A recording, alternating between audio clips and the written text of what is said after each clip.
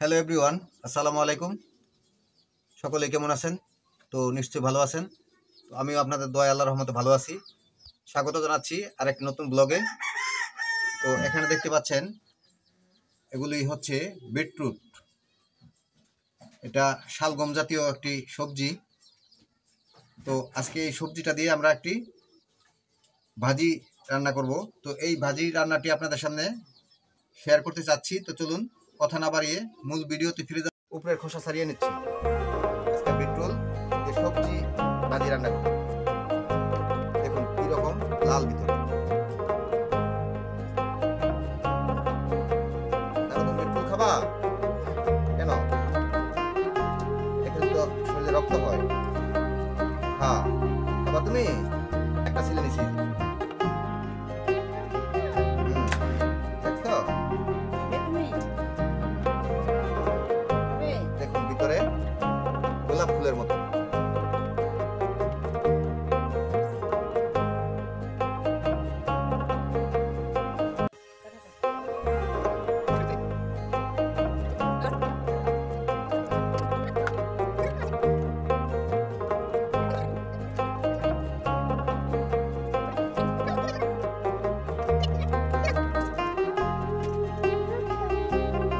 তো সবগুলো বিটরুট আমরা খোসা ছাড়িয়ে নিয়েছি। এটাকে গ্রেড করে নেব। গ্রেড করে আমরা একটা সবজি ভাজি করব।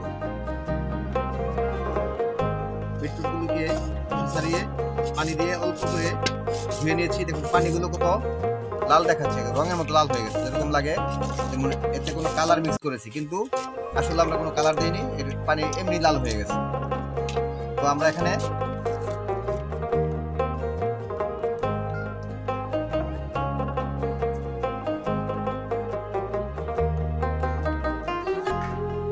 বিটরুটগুলো গ্রেড করে নেওয়া হয়েছে। গ্রেড করার পর দেখেন এরকম দেখাচ্ছে।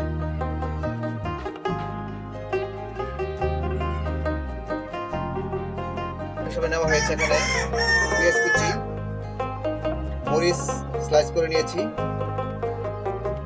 1/4 লেবু, কিছু পেঁয়াজ,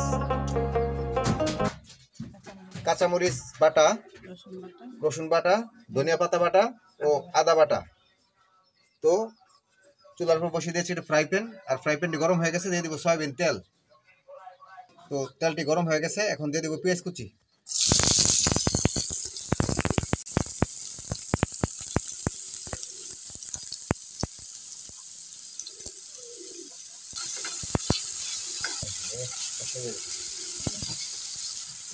এখন স্বাদ মতো লবণ দিয়ে দেব,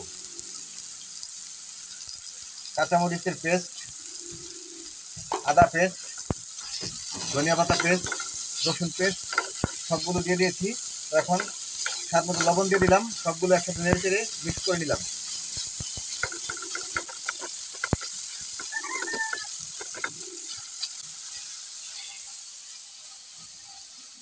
মশলাটা কষানোর জন্য সামান্য পরিমাণ পানি নিয়ে নিছি।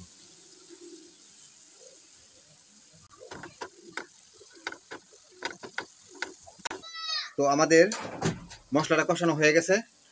তো এখন আমরা বিটরুট আমরা কেটে রেখেছি, সেই বিটরুটগুলো দিয়ে দেবো।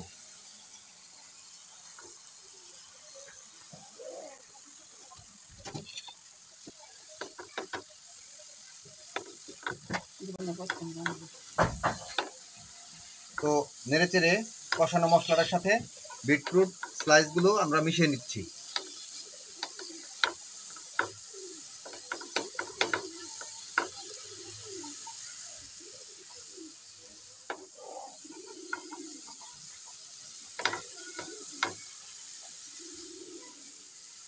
এই সবজিটা যারা রক্ত শূন্যতা আছে তারা খেতে পারেন।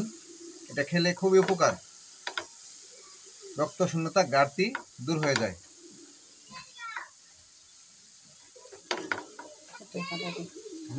তো মিক্স করে নিয়েছি। তো ঢাকনা দিয়ে ঢেকে দেব। তো ঢাকনাটা খুলে দেখি।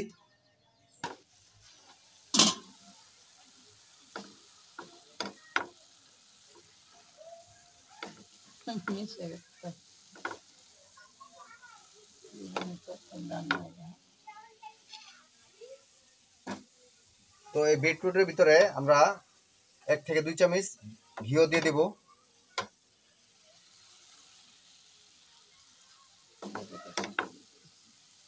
দেখুন একবার কি অবস্থা,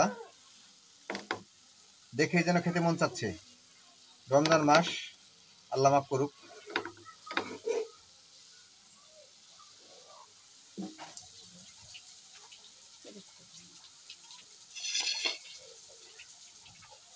তো এখন আমরা লেবুটা চিপিয়ে রস দিয়ে দেব। তো লেবুর রস দেওয়ার পর এখন আমরা কাঁচামরিচ স্লাইস করে রেখেছিলাম, সেই কাঁচামরিচগুলো দিয়ে দেব।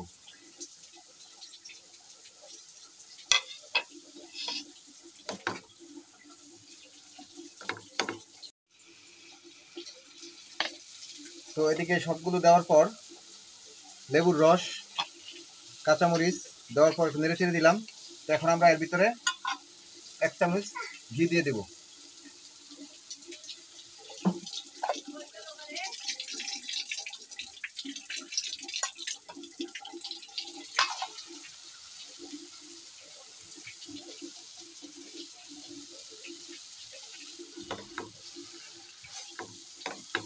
ঘি দেওয়ার পর নেড়ে চেড়ে সব দিকে মিশিয়ে নেব, যাতে একটা ভিন্ন ফ্লেভার আসে। আপনারা সকলেই জানেন বিটরুটের থেকে একটি মাটি মাটি একটা গ্রান বের হয়। তো এই গ্রানটা দূর করার জন্য একটু ঘি দিয়ে দিলাম আর লেবুর রস দিয়ে দিলাম।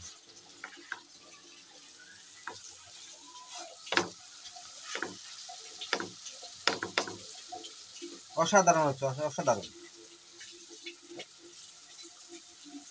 তো একটা ঢাকনা দিয়ে ঢেকে দেবো।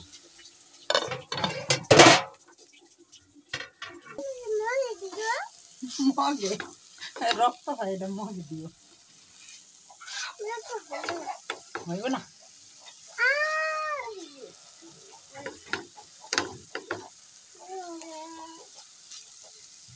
আর একটু হবে।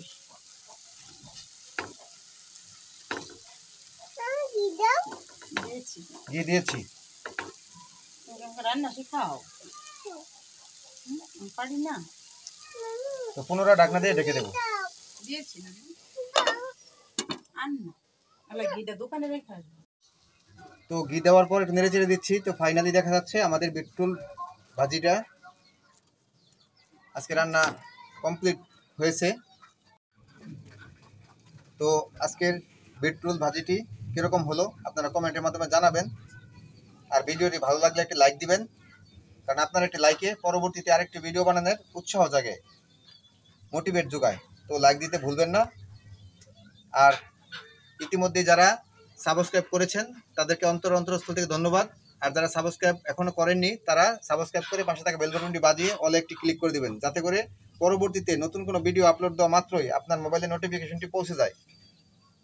তো আজকের ভিডিও আর লম্বা করব না, দেখা হবে পরবর্তীতে নতুন কোনো ভিডিওতে, নতুন কোনো রেসিপিতে, নতুন কোনো জায়গায়। তো ততক্ষণ পর্যন্ত সকলে ভালো থাকবেন, সুস্থ থাকবেন। তো আল্লাহ হাফেজ।